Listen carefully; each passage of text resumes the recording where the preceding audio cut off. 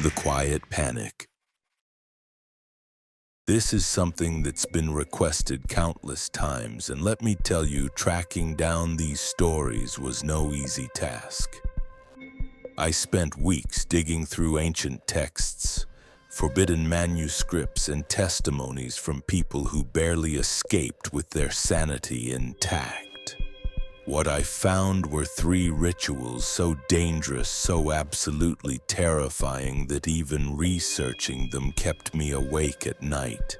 Now, before we dive into this, I need to make something crystal clear.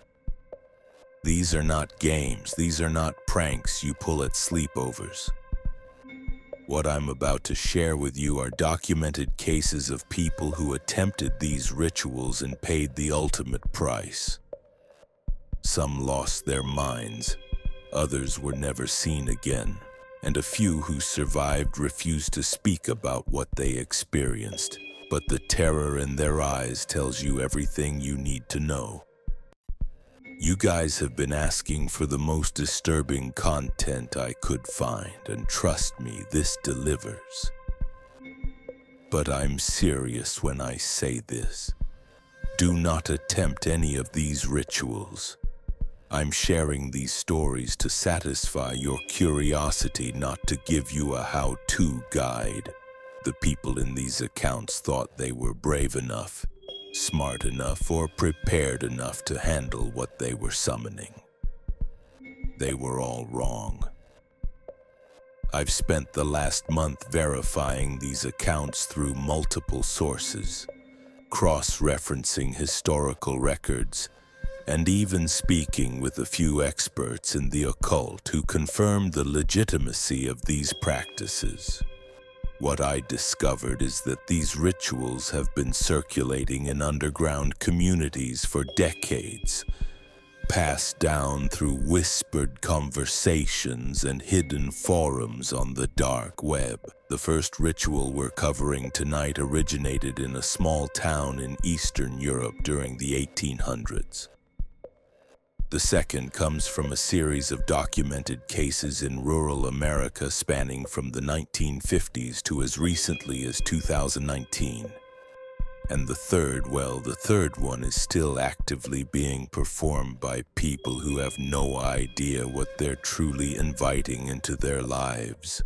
What makes these rituals so particularly dangerous isn't just what happens during the ceremony itself. It's what follows afterward. The participants don't just experience a single night of terror and then move on with their lives. These rituals create lasting connections, permanent doorways that can never be fully closed. The entities that respond to these summons don't simply disappear when the ritual ends. They latch onto the participants, following them home, infiltrating their dreams and slowly driving them to complete madness. I've read testimonies from survivors who describe years of torment, of being stalked by shadows that shouldn't exist, of hearing voices that whisper their deepest fears in languages they don't understand. One woman I spoke with attempted the first ritual I'm about to describe when she was 19 years old. That was 37 years ago, and she still refuses to sleep with the lights off. The research for this video took me down some seriously dark paths. I had to reach out to collectors of occult manuscripts, people who deal in the kind of knowledge that most libraries won't even acknowledge exists. One collector warned me that simply reading about these rituals could make me a target, that some things are meant to remain buried. But you guys wanted the real deal, the most terrifying content I could find, and I wasn't about to back down. What I discovered is that each of these 3 rituals operates on a different principle of supernatural contact. The first involves summoning something that feeds on human fear and desperation.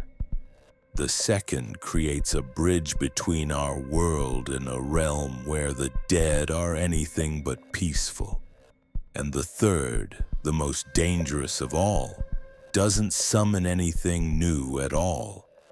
Instead, it awakens something that's been sleeping inside every single one of us. Something that should never, ever be allowed to surface. The accounts I'm about to share come from police reports, psychiatric evaluations, missing persons files, and first-hand testimonies from people who lived through experiences that fundamentally changed who they are.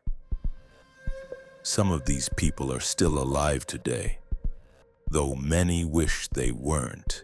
Others simply vanished without a trace, leaving behind only cryptic journal entries and rooms that neighbors swear still echo with screaming even years after the disappearances.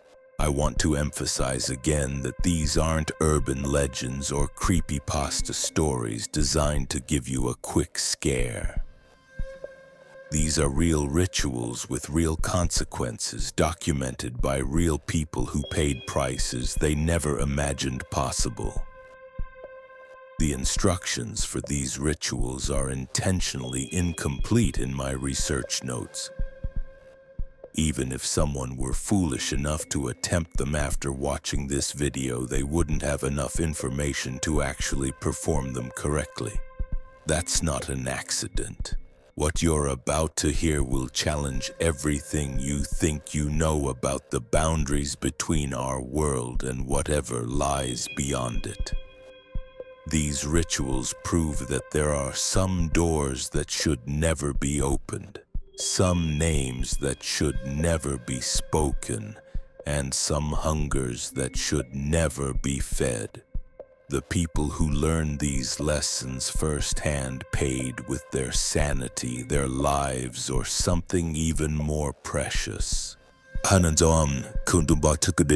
Before we begin with the first ritual, let me paint you a picture of what typically happens to people who ignore warnings like the ones I'm giving you right now.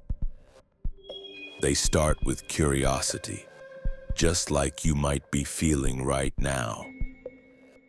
They tell themselves they're too smart to fall for supernatural nonsense, that they'll be careful, that they'll stop if things get too intense. But these rituals don't give you the luxury of stopping when you're ready. Once you begin the process, once you speak the words or perform the actions, you're committed to seeing it through to the end. The testimonies I've gathered describe a progression that's remarkably consistent across all three rituals. It starts with small things going wrong. Electronics malfunction. Pets behave strangely. Sleep becomes fitful and filled with dreams that feel more real than waking life. Then the physical manifestations begin. Cold spots appear in warm rooms, shadows move independently of their sources, objects disappear and reappear in impossible locations. But those are just the warning signs. The real horror begins when the entities these rituals contact decide they want more than just a brief visit to our world. They want to stay. They want to feed. And they want to use the person who summoned them as their anchor point, their permanent gateway between dimensions. I've documented cases where participants in these rituals have been found weeks later, completely catatonic, their minds apparently trapped in realms that human consciousness was never meant to explore. Others have been discovered in states of such extreme terror that medical professionals couldn't explain how their hearts hadn't simply stopped from the shock. And then there are the ones who were never found at all. The ones whose disappearances remain unsolved mysteries that local law enforcement refuses to discuss publicly. What makes tonight's content especially disturbing is that all three of these rituals can be performed with common household items. You don't need ancient artifacts or rare components. The barrier between attempting these rituals and simply reading about them is disturbingly thin, which is exactly why I'm being so emphatic about not trying them. The first ritual we're going to examine is known as the Midnight Confession, and it originated in a remote village where the local church had been abandoned for over a century. The villagers discovered that on certain nights when specific conditions were met, someone could enter that abandoned church and confess their darkest secrets to something that definitely wasn't divine. What they received in return wasn't absolution, but something far more sinister. The earliest documented case of someone attempting the Midnight Confession dates back to 1847, when a young woman named Elena Vasquez entered the abandoned church of her village during a winter storm. What happened to Elena that night would set in motion a chain of events that would terrorize her community for generations to come. According to the village records I managed to uncover, Elena had just lost her newborn child to a fever that swept through the town that winter.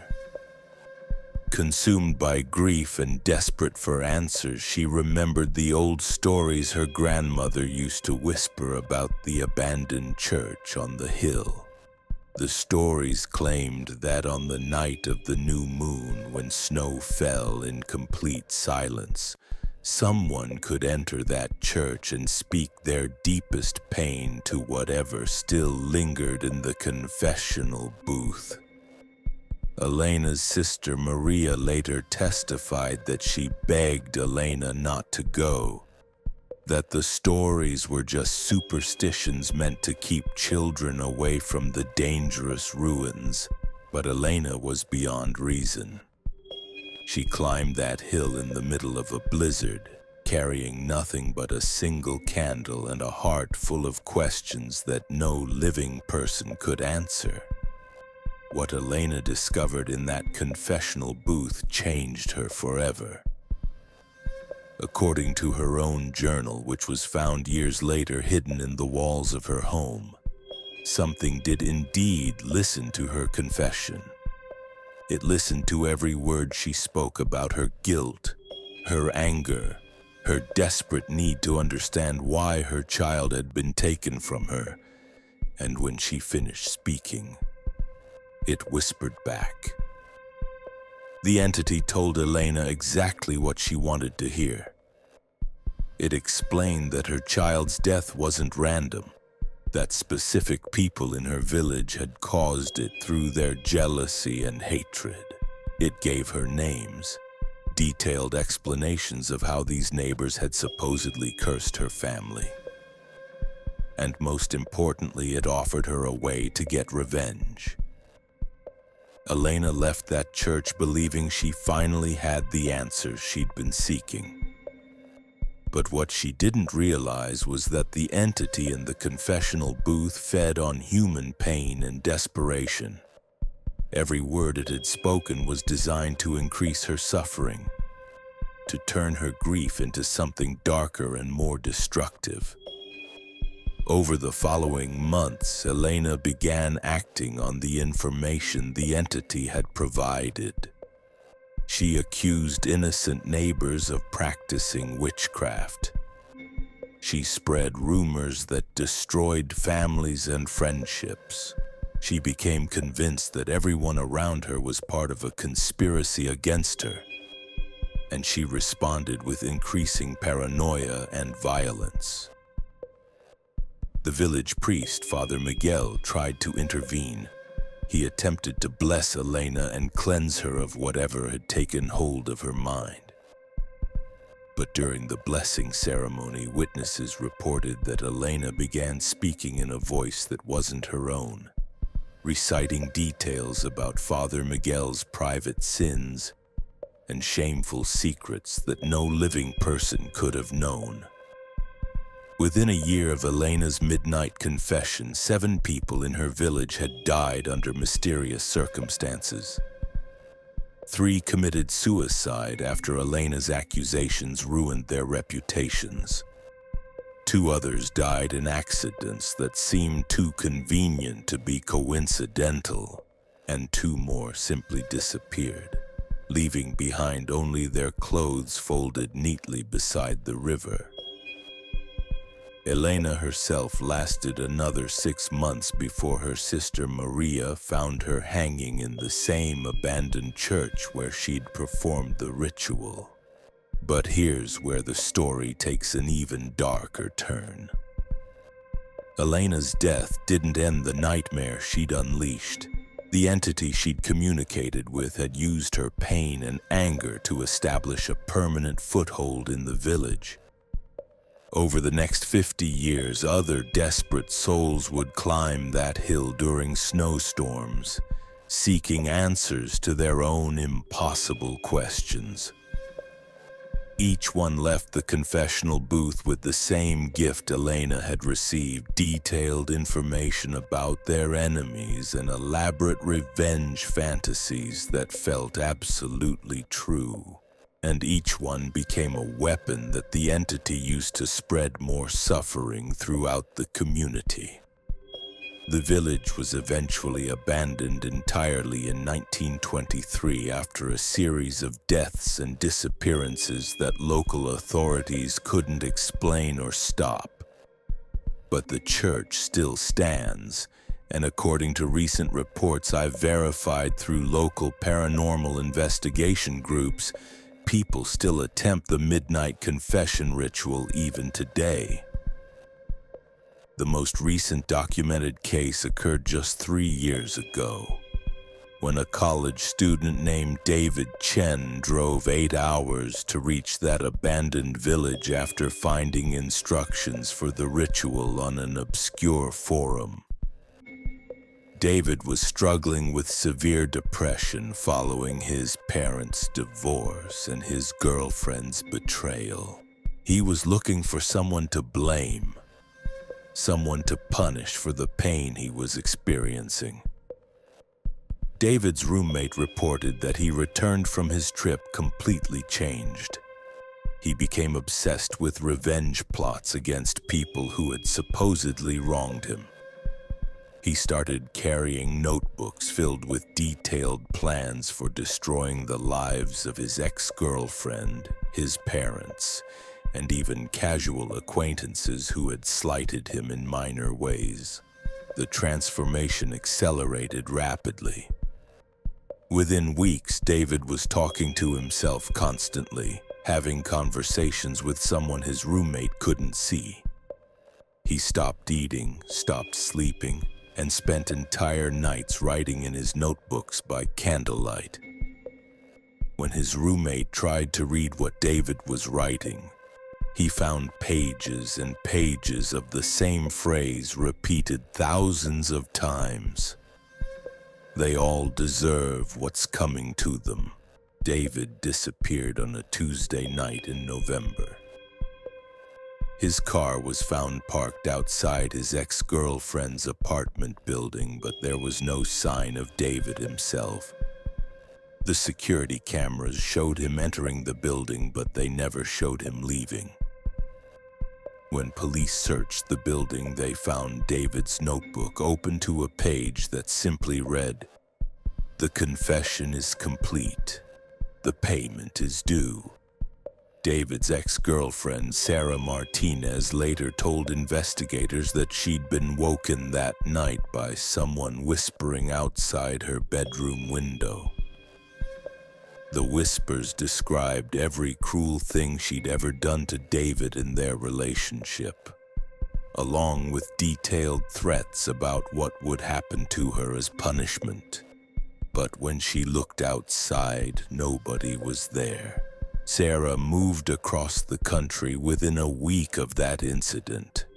She still receives phone calls from David's number, even though his phone was found destroyed in a dumpster 3 blocks from her old apartment. The calls always consist of the same thing: several minutes of David's voice reciting her personal secrets and private shames, information that he should never have known. The second ritual is even more disturbing because it doesn't require traveling to any specific location. It can be performed in any home, by anyone who has recently lost someone they loved. It's called the final conversation, and it promises grieving people one last chance to speak with the deceased. This ritual gained popularity in the 1950s, when families torn apart by World War II were desperate for closure. The instructions were passed through support groups and grief counseling sessions, shared by people who claimed they'd successfully used it to reconnect with their lost loved ones. The ritual itself seems deceptively simple. It requires only a mirror, a candle, and an item that belong to the deceased person. The participant must perform the ritual at 3 in the morning, exactly 1 week after the funeral. They light the candle, place it in front of the mirror, and hold the deceased person's belonging while staring into their own reflection. According to the testimonies I've collected, something always appears in the mirror after exactly 13 minutes. Sometimes it's the deceased person's face overlapping with the participant's reflection. Sometimes it's a figure standing behind them. And sometimes the reflection simply changes, showing the participant standing in a location they don't recognize, surrounded by people they've never seen before. Margaret Thompson attempted this ritual in 1963, 1 week after her husband Robert died in Vietnam. She used his wedding ring and followed the instructions precisely, desperately hoping to tell Robert how much she loved him and to ask him to watch over their 2 young children. At first, Margaret thought the ritual had failed. She sat staring into the mirror for what felt like hours, seeing nothing but her own tear-stained face reflected back. But just as she was about to give up, Robert's face began to appear, translucent and flickering like a damaged television signal. Margaret was overjoyed. She began speaking to Robert's image, telling him about their children's first steps and first words, about how much she missed him, about how difficult it was to raise their family alone. Robert's reflection nodded and smiled, and Margaret felt a peace she hadn't experienced since receiving news of his death. But as the conversation continued, Margaret began to notice that something was wrong with Robert's reflection. His smile was too wide, stretching across his face in a way that human mouths simply can't achieve. His eyes were completely black, with no visible pupils or iris. And when he spoke, his voice carried an echo that seemed to come from somewhere much deeper than the mirror. The entity pretending to be Robert began asking Margaret questions that the real Robert would never have asked. It wanted to know which of their friends she found attractive. It pressed her for details about her private moments with other men, moments that had occurred both before and after Robert's death. It asked about their children's fears and weaknesses, information that no loving father would ever seek. Margaret tried to end the conversation, but the entity wouldn't let her look away from the mirror. Every time she attempted to turn her head, she found herself physically unable to move. The candle flame began growing larger and larger, filling the room with an unnatural heat that made the air shimmer like a desert mirage. The fake Robert then began sharing information that terrified Margaret more than anything she'd experienced during the war years. It described in vivid detail how Robert had actually died. Information that contradicted the official military report. It told her about the pain he'd felt, about how he'd called her name as he died, about how he'd been afraid and alone in his final moments. But worse than that, the entity began making predictions about Margaret's future. It told her exactly when and how she would die, described the deaths of her children in horrifying detail, and explained that everyone she loved would suffer because she'd opened this connection between worlds. Margaret finally managed to break free of the mirror's hold by knocking over the candle, plunging the room into darkness. But the entity's voice continued speaking even after the flame was extinguished, now coming from every reflective surface in her house. Every mirror, every window, every piece of polished metal carried the voice of the thing that had pretended to be her husband. Margaret moved out of her house that same night, but the haunting followed her. For the rest of her life, she could never look into a mirror without seeing that twisted version of Robert's face staring back at her. She covered every reflective surface in whatever home she lived in. But the entity always found new ways to appear to her. Margaret's children later reported that their mother would sometimes have full conversations with empty mirrors, begging someone named Robert to leave her alone, to stop telling her things she didn't want to know. She died in 1987, found in her bathroom staring into a mirror she'd forgotten to cover, her face frozen in an expression of absolute terror. The third and final ritual is the most dangerous because it doesn't summon anything external. Instead, it awakens something that already exists within every human being. Something that our conscious minds have evolved to keep buried deep in our psychological basement. It's called the True Self Ritual, and it's based on the premise that the personality we think of as ourselves is actually just a mask we wear to function in society. According to the practitioners who developed this ritual, our real selves are primitive, violent, and completely without moral restraint.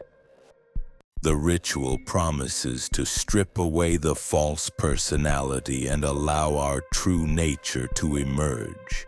The ritual requires the participant to spend 7 days in complete isolation, without food, sleep, or human contact. On the 7th night, they must write down every evil thought they've ever had, every violent fantasy, every moment of hatred or cruelty they've experienced. Then they burn these writings while staring into their own eyes in a mirror, repeating the phrase, "I accept what I truly am," until something fundamental shifts inside their consciousness. Unlike the other two rituals, the True Self ceremony doesn't involve any supernatural entities or otherworldly communications. The horror comes from what participants discover about themselves when all social conditioning and moral restraint are stripped away. Dr. James Mitchell documented several cases of people who attempted this ritual between 1998 and 2005.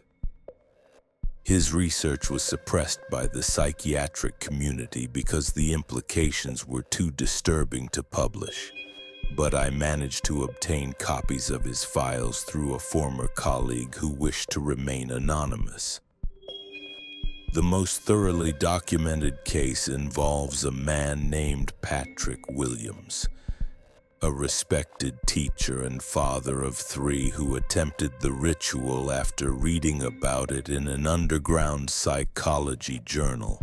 Patrick was going through a difficult divorce and custody battle, and he believed the ritual would help him access inner strength he'd been too civilized to tap into.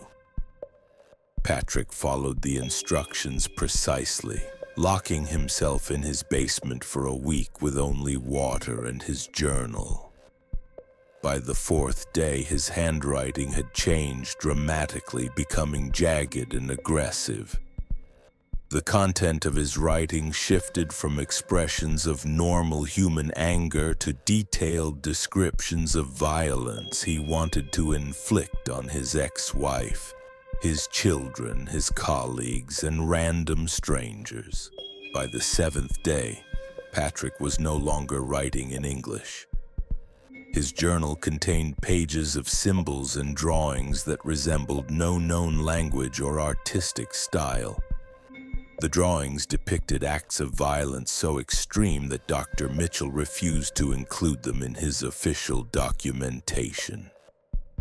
When Patrick completed the ritual on the 7th night, something inside his mind permanently snapped. The personality that emerged from his basement was technically still Patrick Williams. But it was Patrick without any capacity for empathy, remorse, or social connection. He had awakened something primal and predatory that had been sleeping in the depths of his psyche. Patrick's transformation was immediately apparent to everyone around him.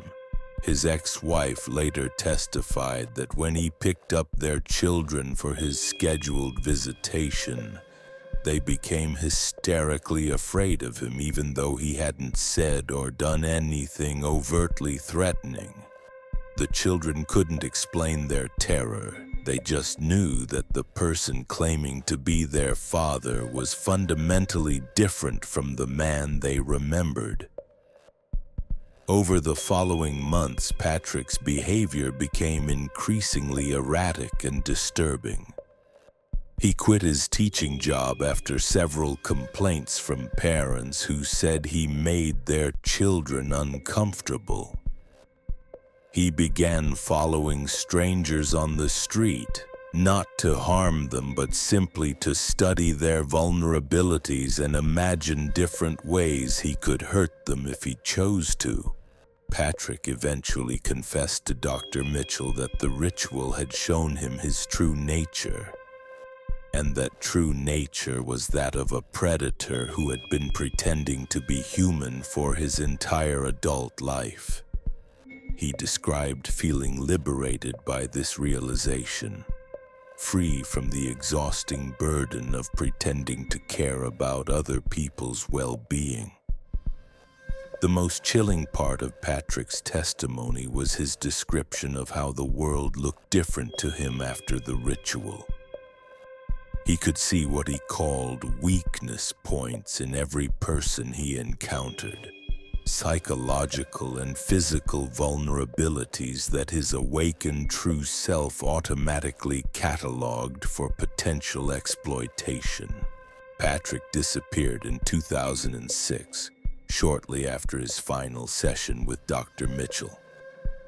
His ex-wife reported that she'd received a phone call from him in which he calmly explained that he was going to start acting on the impulses the ritual had revealed. The call was traced to a payphone 3 states away, but Patrick was never found. What makes Patrick's case so particularly disturbing is that Dr. Mitchell's research suggests the true self ritual actually works exactly as advertised. The personalities we think of as ourselves really are just learned behaviors designed to help us function in civilized society. Beneath that veneer, according to Mitchell's findings, every human being contains something primitive and predatory that's perfectly capable of extreme violence without any emotional distress.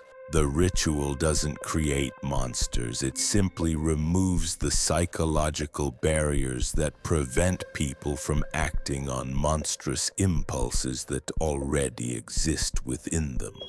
And once those barriers are destroyed, they can never be rebuilt.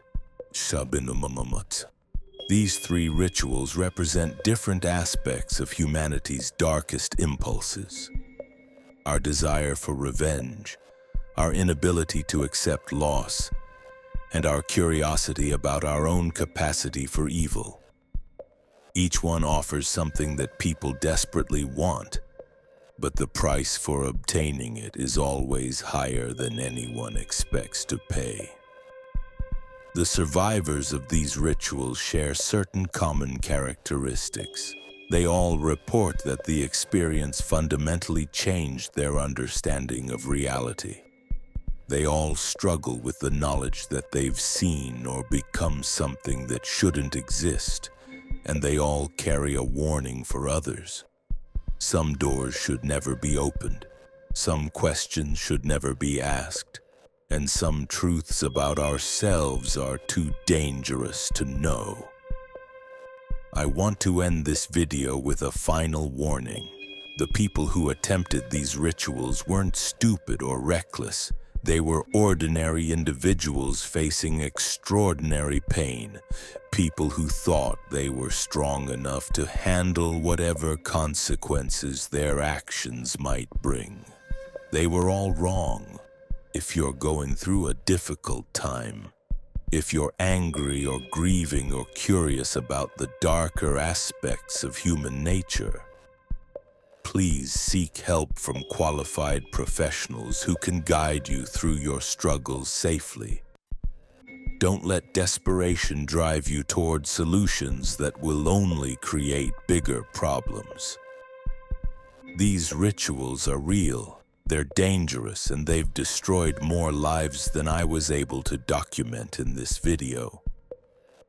Learn from the mistakes of the people whose stories I've shared tonight. Some prices are simply too high to pay, no matter how much you think you need what's being offered in return. Stay safe out there and remember that some mysteries are meant to remain unsolved.